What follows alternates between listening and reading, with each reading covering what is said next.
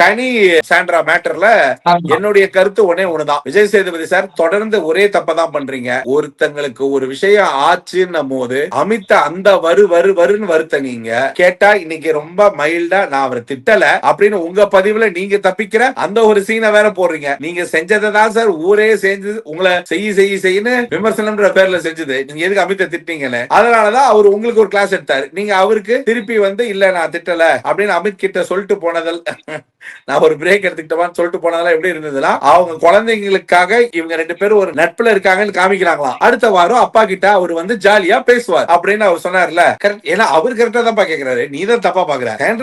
Are you okay? ஏன்னா அதெல்லாம் script படி இருக்கு. என்னைக்குமே அவர் ஸ்கிரிப்ட்ல இல்லாத எதுவுமே அவர் ஒரு சீன் டெவலப்மெண்ட்ல விஜய் சேதுபதி சார் ஸ்கிரிப்ட மீறி நடிச்சதே கிடையாது. நீங்க தான் தப்பா புரிஞ்சுக்கிறீங்க. இதுதான் ஸ்கிரிப்ட். அப்புறம் நீங்க சொல்லுவீங்க விஜய் சேதுபதி சார் ஸ்கிரிப்ட்ல இல்லாத ஸ்கிரிப்ட் ஷோல வந்து பரவாயில்ல அவர் கொடுத்த ஸ்கிரிப்டே பண்ணா இப்படின்னா எனக்கு ஒன்னும் புரியலப்பா.